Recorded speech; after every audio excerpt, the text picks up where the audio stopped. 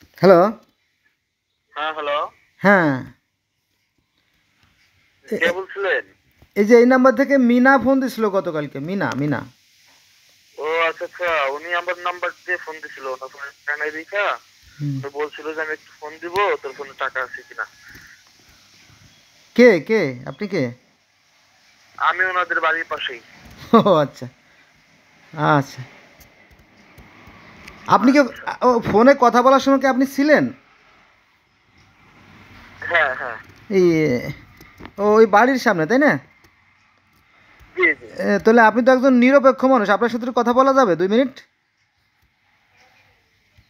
নিরপেক্ষ মানুষের সাথে কথা বলতে চাই। বলবো? হ্যাঁ, বলতে পারেন। আচ্ছা শুনেন। আহ, আহ, মিনার তো চেনেন, আমরা বাড়ি বানাইছি কুসুমদের থেকে ঘোনাপাড়া, বুঝছেন না? জি আবার পাশাইলে আমাদের একটা ইয়ে আছে, বাগান আছে, বুঝছেন? জি জি। এখন আপনি জিনিসটা হিসেব করেন। আমাদের কুসুমদিয়া বাবার কবরের পাশে দুটো গাছ ছিল, একটা তাল গাছ আর একটা ছিল আপনার ওই যে আহ, আহ, ওটা কি বলে, বন্যে গাছ, বুঝছেন? জি জি। সেই দুটো গাছ সে না বইলে কাটে নিয়েছে। এক। আচ্ছা, তারপরে আমরা ঘোনাপাড়াতে যখন বাড়ি করলাম, আচ্ছা, কে নতুন বাড়ি। কাটছে? আপনার ভাই? হ্যাঁ হ্যাঁ হ্যাঁ হ্যাঁ। নাম্বার 2, ঘোনাপাড়াতে যখন বাড়ি করলাম তখন ওই আমরা জমি কেনার সময় ওই গাছে দুটো এই ছিল, অনেক গাছ ছিল, তার মধ্যে বড় বড় যে গাছ দুটো, একটা ছিল রেন্টি কড়াই গাছ, সেটাও সে বিক্রি করে দিয়েছে। পরে একটা ওই যে শিশু গাছ ছিল, সেটা বিক্রি করছে। কটা? 4টে। হ্যালো। হ্যাঁ। হ্যাঁ, 4টে। আচ্ছা, গেল 4টে। তারপরে পাঁচাইলে আমরা যে জমিটা কিনছি, এটা 60 শতাংশ আর কি। তো ওই আহ, জমির আহ, পাশে ছিল কিছু গাছ, বুঝছেন? জি জি। তো পাশে কিছু গাছ ছিল। তো একটা ভয় ছিল যে সরকার কেটে নিয়ে যাবে, সরকার কেটে নিয়ে যাবে, এরকম একটা ভয় ছিল আর কি। ওই মামাতো ভাইরা বলতেছিল যে কেটে নিতে হবে, এই দেখ। তো ওখানে যে 5টা জাম গাছ ছিল। তো আমার বোন মিনাও বললো যে দাদা আমার একটা গাছ দিয়ে নিলে, ঠিক আছে তুই গাছ নিবি, একটা গাছ থাকবে। তো এর মধ্যেই আমারে না বলে ওই 5টা গাছও কেটে ফেলাইছে, ঠিক আছে? গেল। তাহলে প্রথমে দুটো, তারপর দুটো, 4টে, আর 5টা, কয়টা হলো? 9টা। জি। আর আমরা যে গাছ লাগাইছি, প্রায় মনে করেন 400-500 গাছ লাগাইছি, ওই গাছের মধ্যে থেকে বেছে বেছে আরও 8টা গাছ কাটছে। কটা হলো? মোট 16টা। জি। 16টা গাছ সে কাটছে, ভালো কথা। এখন আমি আবার এই 16টা গাছ কি রিসেন্টলি কাটছে নাকি অনেক আগে কাটছে? আগে আগে আগে আচ্ছা আচ্ছা। আগে কাটছে, ঠিক আছে? জি গেল। এরপরে বাড়ির জমি, আহ, রাস্তার সাইডে যে অংশটা, অর্ধেক জায়গাটা ভাগ করছি। ভাগ করার পর আমরা ঘর তুলছি। ও ঘর তুলছে 8টা ঘর, বুঝছেন? খেয়াল রাখেন, জি। 8 থেকে 9টা ঘর তুলছে। আহ, কোথায় কোথায়? এই ঘোনাপাড়াতে। ও। আমি বলি, আপনারা বলি শোনেন।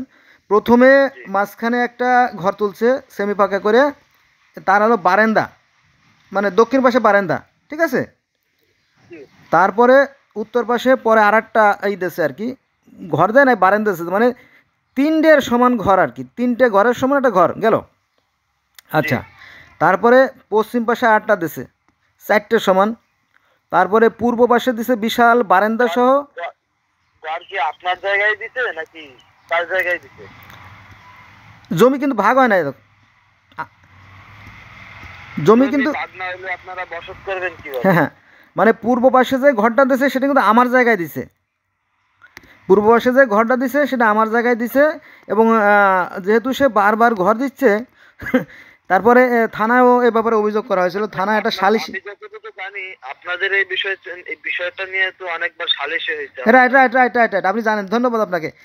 অন্তত পক্ষে প্রায় 22 থেকে 27 বার সালিশ হয়েছে, বুঝছেন? আচ্ছা, 22 থেকে 23 বার সালিশি হওয়ার পরেও কি আপনি এখন যদি বলেন যে এই জমি ভাগ হয় নাই, তারা হুম কি কোনো মিটমাটি করে দেয় নাই? তারা যে তাদের তাদের পক্ষ থেকে তো একটা কথা ছিল, সেই হুম। কথাটা কি? করা হয়েছে, করা হয়েছে। ইসলামেও এরিয়া আছে, ইসলামেও ভাগ করা আছে, বুঝছেন?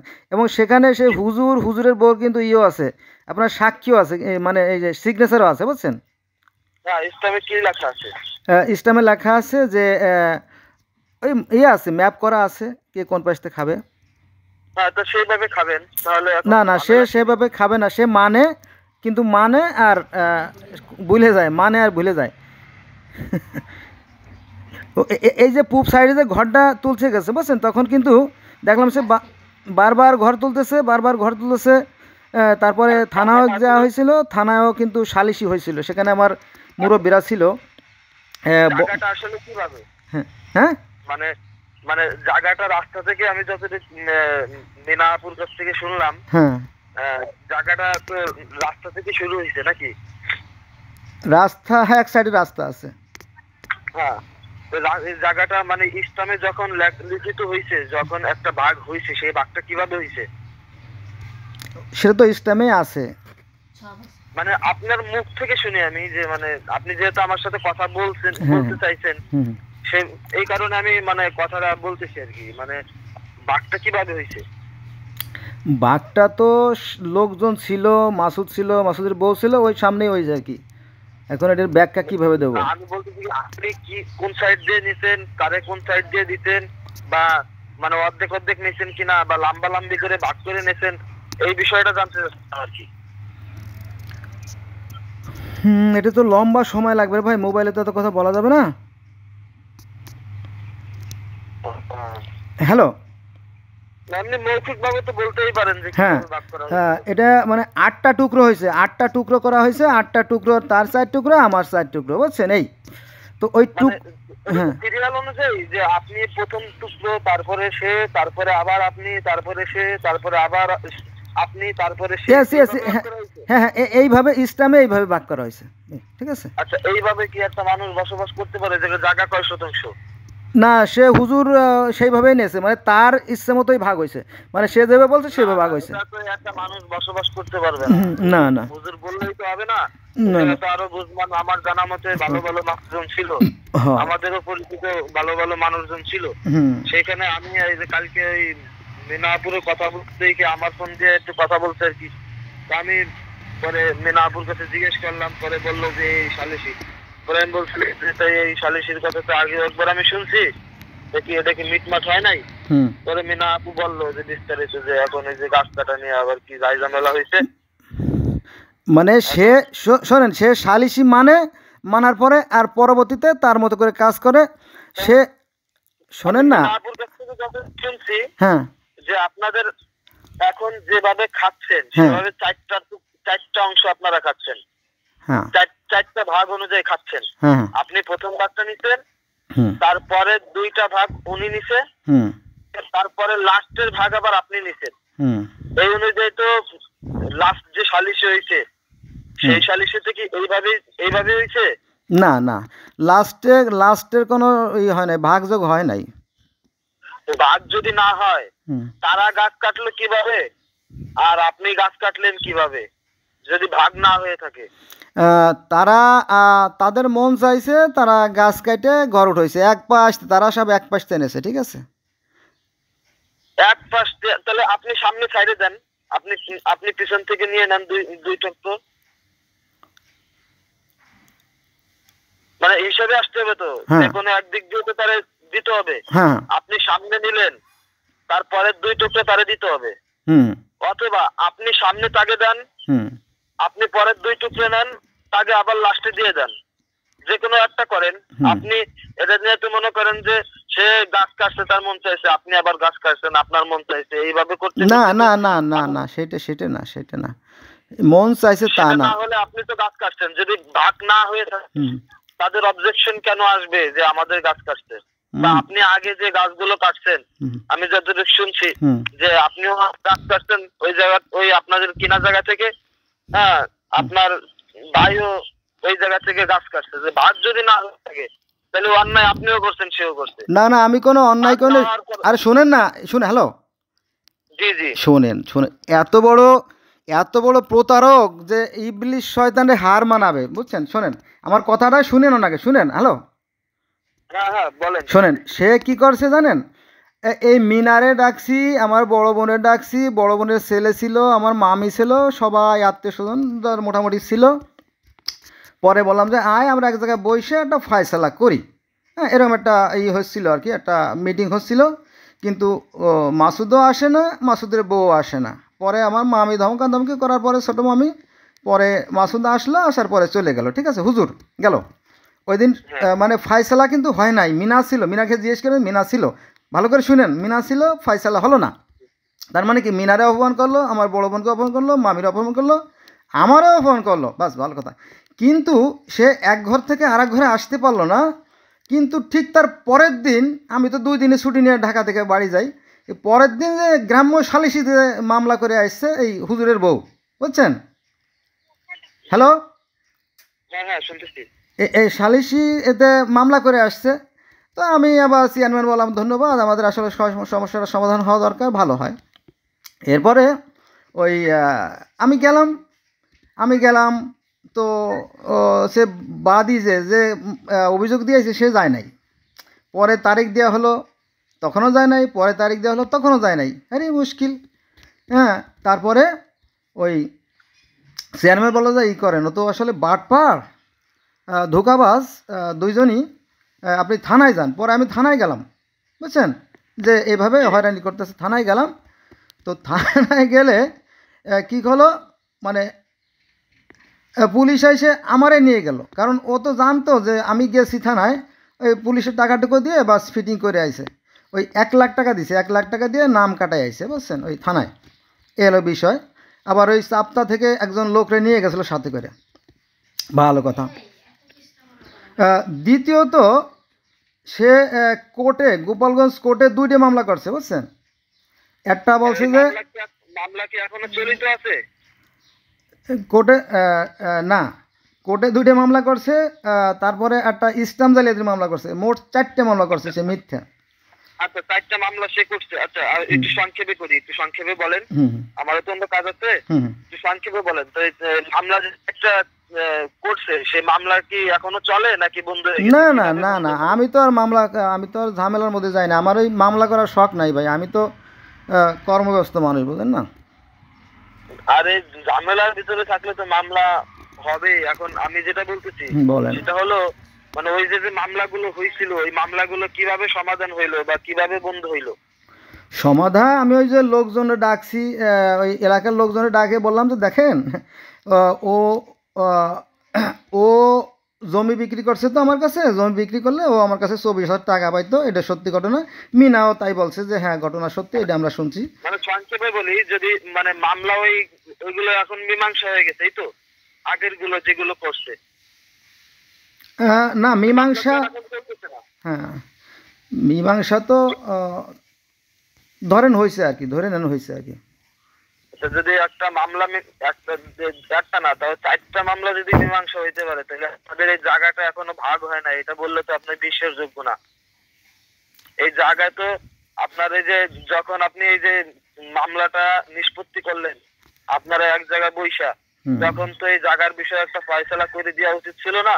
এখন তো তাইলে এই যে 8 ভাগ 4 ভাগ এইভাবে কথা বলা লাগে না, আপনারটা আপনি বুঝে খাবেন, তারপর সে বুঝে খাবে। এটা হলো মীমাংসার একটা কথা বললাম, কোনো পক্ষ নিয়ে না, না না না, তার পক্ষ নিয়ে না, বুঝছেন? মানে আমরা মানে গ্রামে বসবাস করি, আমরা চাই একে অপরের উপর আন্তরিকতা, ঠিক আছে? কারোর সাথে জ্ঞানজাম হোক, আচ্ছা hello hello hello hello hello, আপনার ভালো একটা কথা মনে পড়ে গেল। হ্যালো, শোনো, ওই আমি তো ইসে ওই আমার বোনদের সাক্ষী রাখছিলাম, বুঝছেন, যে আমার বোনটা জানে যে সে আমার কাছে কোনো টাকাটুকু পাবে না, সে মিথ্যে মামলা দিয়েছে, বুঝছেন। এই তো সেখানে আবার ওই হুজুরের শালা, মানে ওই যে আমাদের যে ভাবি বলে আর কি, ছোটো ভাইয়ের বউকে কী বলে, ওই হাফেজের ছেলে এবং তার মানে হাবিব এবং তার ভাই আছে, ওই যে চেয়ারম্যানে দাঁড়াইছে, ওর নাম কি, ইব্রাহিম, বুঝছেন। হ্যাঁ হ্যাঁ হ্যাঁ হ্যাঁ, যাইয়া মিনারে হুমকি দিয়েছে, তুই যদি করিস, সাক্ষী দিতে যাস, তাহলে তোরে মামলায় ঢুকাই দেবো। মিনারকে জিজ্ঞেস করেন, বুঝছেন। এরা টুপি মাথায় দেয়, কিন্তু আসলে সন্ত্রাসী, ভয়ঙ্কর সন্ত্রাসী, বুঝছেন, ভয়ঙ্কর সন্ত্রাসী। তো এদেরকে আপনি তখন মামলা দিয়ে জেলে ধরাই দেবেন না? এদের পিছনে তো যদি সন্ত্রাসী হয়, এদের তো একটা কিছু করার দরকার ছিল তখন। ভয়ঙ্কর সন্ত্রাসী। তারপরে ওই যে আপনার যে ইব্রাহিমের মা, মানে ওই যে মোজাম্মেলের বউ, বুঝছেন, ওই মোজাম্মেলের বউ আমি তো একা মানুষ, আমার তো বাড়িতে কেউ নাই, আমি গেছি বেড়াইতে। তো এই ইব্রাহিমের মা আমার ওয়াইফের হাত চাপায় ধরছে আর হুজুর দিয়ে আইছে শাবল নিয়ে, শাবল দিয়ে বাড়ি দিলে তো বুঝেন না মানুষ এনে নিহত হয়ে যাবে, বুঝেন না, নিহত হয়ে যাবে। আর হ্যাঁ। মাদ্রাসার ছাত্রছাত্রী ছাত্রী ছিল মানে 30-40 জন মনে করেন, তাই না? তো তারা হচ্ছে মনে করেন যে সব মিলে প্রায় 40 জনের মতো, আর আমরা হচ্ছি মাত্র একজন। এ তো মাইরাই ফেলাবে, বুঝছেন না? আর এটা ছিল ওই যে মোজাম্মেলের নির্দেশ ছিল যে ওরে সাইজ করব, হ্যাঁ, যেভাবে হোক, আর টাকা পয়সা লাগে লাগো, তো অনেক টাকা, তো ওই টাকা এলো বিপদ, সমস্যা হয়ে গেছে এই টাকা, বুঝলেন না? উম, টাকা দিয়ে দুনিয়ার সবকিছু হয় না, বুঝছেন। এখন এখন আপনাদের এই ঝামেলাটা, হুম আপনারা যেহেতু আপন ভাই, হুম। যে কালকে ওই যে মিনাটা আমার এখান থেকে কানতে কানতে গেল বাড়িতে, দেখলাম। তো নিয়ে আসলে অনেক মানে অনেক দুঃখ প্রকাশ করলো যে আমার দুইটা ভাই সারা জীবন যদি এরকম গ্যাঞ্জাম করতে করতে খায়, আমরা এই গ্যাঞ্জাম দেখতে মরে যাবো, আমাকে আর শান্তি দেওয়া লাগবে না। তো এরকম তো আমি ওনার আমাদের ফ্যামিলি তো যাই ঝামেলা আছে, কিন্তু এরকম না। তো এই কারণে আমি আপনাদের বলি কি, হুম। যে দুনিয়া দুই দিনেরই, এখন কে খারাপ কে ভালো এটা আচ্ছা, আমি যাচাই বাছাই একটা কথা করতে বলি, চাই না। শোনেন, হ্যালো। হ্যাঁ, বলেন। ওই আমার প্রায় 300-র মতো গাছ, বুঝছেন? জি। আমার প্রায় 300-র মতো গাছ, মেহগনি গাছ, একদম একস মেহগনি, কিছু রেন্টি ছিল, এগুলো সে কাইটে বিক্রি করে ফেলেছে, বুঝছেন? আচ্ছা, ওই যে একটু আগে যে 16টা গাছের হিসাব দিলেন আপনি, 16টা গাছ সে কাটছে। হ্যাঁ। আচ্ছা, এই যে মামলা টামলা হইলো, এত সালিশি হইলো, তখন কি এই গাছের কথা আপনি ওই সালিশিতে বলছিলেন? না না, এগুলো বলি নাই। তো এইগুলো তো আপনি এখন ওই সময় না বইলে ভুল করছেন না? ওই সময় একটা কিছু বইলে তাকে শাস্তির আওতায় আনা উচিত ছিল। শোনেন না, আর এখন বললে তো এটা গ্রহণযোগ্য হবে না। আপনি আগে অনেকগুলো সালিশ হয়েছে, এর ভিতরে আপনার বলা উচিত ছিল। শোনেন, ওই ওই 300 গাছ কেটে ফেলাইছে, বুঝছেন? জি। 300 গাছ কেটে ফেলাইছে, ভালো কথা। আহ, এরপরে আমাদের দেশে এই যে পরে লাগানো যে গাছগুলো ওই জায়গা ফেলাই রাখছে আর কি, মানে একেবারে না দিলে তো কেমন হয়ে যায় না, সব তো আর দখল করে খাওয়া যায় না, বুঝলেন না? সে চাচ্ছে সব দখল করে খাইতে। এমনকি সে করছে, সে বলছে কি যে আমার কাছ থেকে 15 লক্ষ টাকা নেছে, 5 আইলের জমিও আমার কাছে বিক্রি করছে, আর এই গুনাপাড়ার জমি আমার কাছে বিক্রি করছে, ঢাকাতে সে বাড়ি করবে এই জন্য, বুঝছেন? এটা কিন্তু লিখিত আছে, আমি যে কথাগুলো বলছি না এগুলো কিন্তু দলিলের কথা ভাই। এটা মানে সাধারণ কথা না। মানে হ্যাঁ। আপনি কি আপনার কাছে বিক্রি করছে? না, সে মামলা দিয়েছে, বুঝছেন? জি। সে কোর্টে মামলা দিয়েছে যে সে মানে আমার কথা বলছে যে আমি নাকি ঢাকাতে জায়গা কিনবো, এই মর্মে তার কাছ থেকে 15 লক্ষ টাকা নিছি, এই ঘোনাপাড়ার জমিও আমি বিক্রি করছি বিল্ডিং সহ, আর ওই 5 আইলের জমিও বিক্রি করছি, এবং 5 আইলেও সার্কুলার দিয়েছে, সবাই জানে আর কি, আশেপাশে যারা জানে তারাও। ওই ওই। মামলা আসলে কি, মামলা করা তো আজকে কোনো মামুলি ব্যাপার না, বুঝছেন। হ্যাঁ। যে কাউরে যে কোনো সময় ফাঁসাই দেওয়া যায়। কারণ ওই দেখা যাচ্ছে এটাও করতে পারতো, 1 কোটি টাকা নিছে, ঠিক আছে। হুম এখন আপনিও স্টাইলে তারা এরকম মামলায় ফাঁসাইতে পারেন, এইটা কোনো ব্যাপার না। হুম ব্যাপার হলো আপনাদের দুইজনের ভিতরে, আপনারা দুইজন যদি গ্যাঞ্জাম বাঁধায় রাখতেছেন চিরজীবন এরকম বাইরে থাকতে, দুইজন যদি মিটতে চান, দুজন আর কোনোদিন গ্যাঞ্জাম হবে না। শোনেন, কারণ আপনাদের দুইজনের ভিতরে, এখানে কিন্তু ঠিক আছে। শিক্ষণীয় আছে, এখানে খুব ইন্টারেস্টিং শিক্ষার কিছু আছে, শোনেন। সে করছে কি, তার মাদ্রাসায় যে 30 জন মহিলা আছে, তার মেয়ে মহিলা, এরপরে তারা শালা শালি বউ মিলে সবাই মিলে তো একটা বিশাল বাহিনী, মানে আমেরিকার মতো সেনাবাহিনী, প্লাস ওই যে যে মাদ্রাসায় সে মসজিদে পড়ায় না, বুঝছেন? হ্যালো। হ্যাঁ। ওই মসজিদে আবার কিছু একটা গ্রুপ তৈরি করছে, বুঝছেন? একটা মসজিদ গ্রুপ তৈরি করছে, তারাও আমারে মারবে, হ্যাঁ, তারা আমারে মারবে। আমি বাড়িতে গেছি, বাড়িতে গেলে ওখানতে আবার 5 আইল দিকে যাচ্ছিলাম যে গাছগুলো দেখে আসি, আমারে ডাক দিয়েছে পিছন থেকে, এই এদিকে আসেন। সেখানে দেখলাম 15-16 জন বসে আছে, হ্যাঁ। তো তারা তো খুব আক্রামক আক্রামক কথা, হ্যাঁ আপনি একজন আলেম মানুষের বিরুদ্ধে অভিযোগ, হ্যাঁ ত্যান করলাম যে কিসের বুঝছেন এই। তো যাই হোক, আমি যখন মামলা দিছিলাম, তো তখন আমারই ধমকে দিয়েছে, হ্যাঁ আপনি তার শালার শ্বশুরের বিরুদ্ধে মামলা দিয়েছেন, আমরা 1 লাখ টাকা দিয়ে তার নাম কাটাই দিয়ে হয়েছে আমাদের, বুঝছেন এই। মানে সে বিশাল বাহিনী তৈরি করছে, বুঝছেন, এই হলো বিষয়। কিন্তু টিকতে পারে নাই, বুঝছেন, টিকতে পারে নাই। পরবর্তীতে টিকতে আমি পারবে না, ওই যেরকম শেখ হাসিনাও চলে গেছে এরকম টিকতে পারবে না, সেও টিকতে পারবে না। ওইটাই, পরে আমি সালিশি ডাকলাম এবং বললাম দেখেন আমি একজন খুবই সৎ মানুষ, আমার আজীবনই সতের রেকর্ড আছে, আমি কোনো দুর্নীতিবাজ লোক নই। সে ইসলাম লুকাই রেখে তারপরে এই মামলা দিছে। তো আমি অলরেডি ট্রেজারি অফিসে অ্যাপ্লিকেশন দিছি এবং কাগজটা মানে দেবে দেবে করতেছিল আর কি তখন, যে কাগজটা সে না দিলে ট্রেজারি অফিস থেকে দেবে আর কি। সেই ট্রেজারি অফিসেও আছে, ডিসি এসপি ওদের কাগজটাও আছে আর কি। মানে তার যে দুর্নীতি আপনি অবিশ্বাস্যভাবে অবাক হয়ে যাবেন যে এমন দুর্নীতি হয় নাকি, হ্যাঁ, করে যাচ্ছে আর কি। যাক সে আসলে আমলিক ছিল তো ক্ষমতায়, হুজুরদের আলাদা একটা হাল ছিল, হুজুররা তখন একটু তাফালিং বেশি করছে। ভয়ঙ্কর ভয়ঙ্কর ভয়ঙ্কর থেকে ভয়ঙ্কর আর কি, আপনি জানেন না। আরও বিষয় আছে এই বাড়ি করার সময় মাটি কাটছি সেই টাকাও দেয় নাই, ঘরের টাকাও দেয় নাই, তারপরে টিউবওয়েল পুঁতছি সেই টাকাও দেয় নাই, তারপরে আপনার ওই ঘর তোলার লাগে যে আমার কাছে ধার টাকা নিয়েছিল সেটাও আজও দেয় নাই, ঠিক আছে, এরকম বিষয়টা আর কি। সে আচ্ছা, এখন আপনার, আমি যতটুকু কথা বলে বুঝলাম আপনার ভিতরে তার প্রতি অনেক ক্ষোভ আছে, ঠিক আছে? আপনার আপন ভাই হলেও, রক্তের ভাই হলেও তার প্রতি আপনার অনেক রাগ, অনেক অভিমান, অনেক ক্রোধ জমে আছে। তো এখন কি করতে চাচ্ছেন আমি যদি আপনার কাছ থেকে একটু শুনতে চাই, আপনি এখন আপনার মতামত কি, মানে আপনি সামনে কিভাবে অগ্রসর হইতে চান? এইভাবে তো একটা মানুষ, এক জায়গায় দুইটা মানুষ বসবাস করতে পারে না। আপনার মনোভাবটা কি, আপনার ইচ্ছাটা কি? আমি তো অগ্রসর হয়ে আইছি, আমি তো বাড়ি ঘরে যাইটাই না, আমি বাড়ি ঘরে যাই না, ওই মনে করে যে বছরে একদিন যাই বা 2 বছর পরে একবার যাইটাই, এই আর কি, এমনি যাই না, ঠিক আছে। এখন যে এই যে মনে করেন আবার এই যে গাছ কাটলেন, বা এই যে সে আগে গাছ কাটছে সেটা আপনি তখন সালিসিতে বলেন নাই, এখন আবার আপনারা আবার সেই জায়গাতে গাছ কাটে নিয়ে গেলেন, এটা নিয়ে তো একটা ঝামেলা হবে। তো এটার কি করবেন, বা এটা নিয়ে কি ভাবছেন, বা এই গাছটা এখন কাটা কি ঠিক হইলো? না, তার জায়গাতে কোনো গাছ কাটা হয় না, এটা এটা এটা একটা মিথ্যে, বুঝছেন, এটা মিথ্যে কথা, বাজে কথা, ও তো বোঝে না।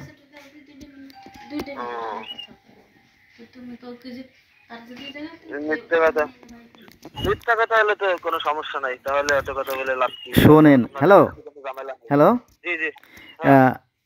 এই যে যে জায়গাটা পড়ে আছেন এটা হচ্ছে পতিত জায়গা, বুঝছেন, পরিত্যক্ত জায়গা।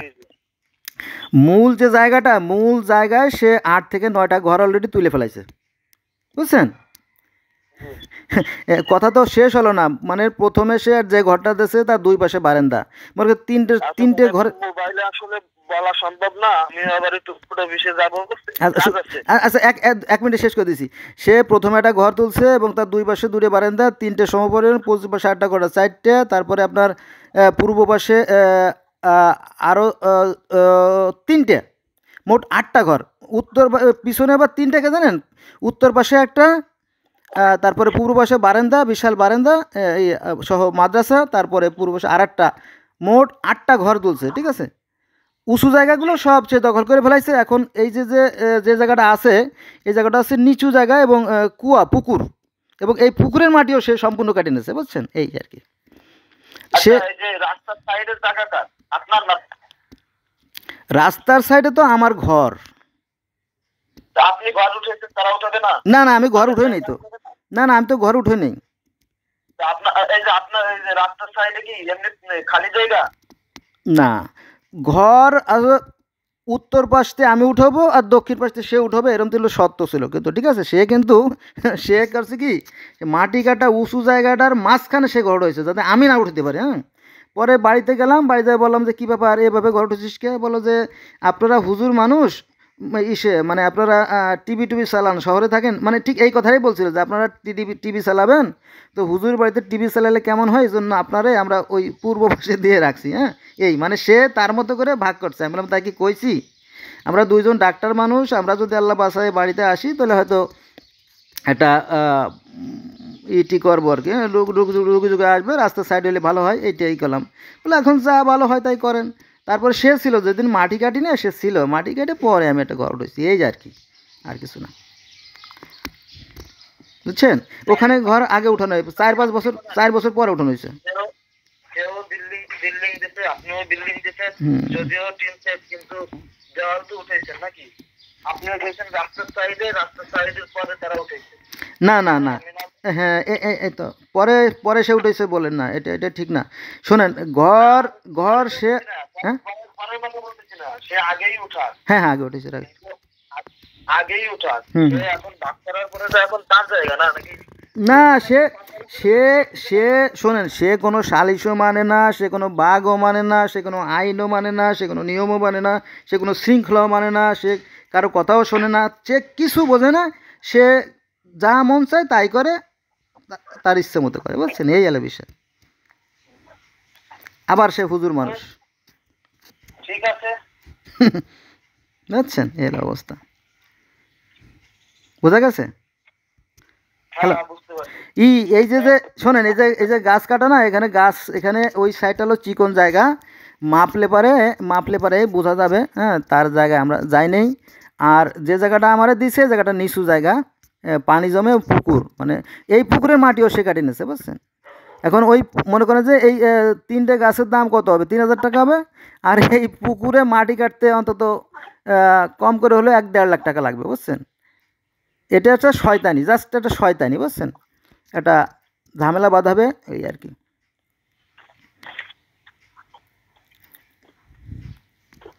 হ্যালো, হ্যাঁ বলেন। তো ঠিক আছে এ পর্যন্ত নাকি? আচ্ছা। আচ্ছা, ধন্যবাদ, ধন্যবাদ সময় দেওয়ার জন্য।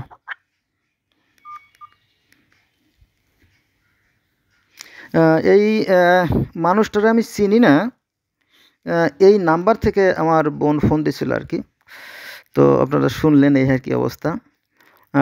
এরা টোটালি একটা মানে আলেম গ্রুপ বলতে এই যে লোকটা মোজাম্মেল হক সাহেব, উনি থাকেন সৌদি আরবে, কোথায় একটা মসজিদের ইমাম খেদমতে প্রায় 40-45 বছর ধরে।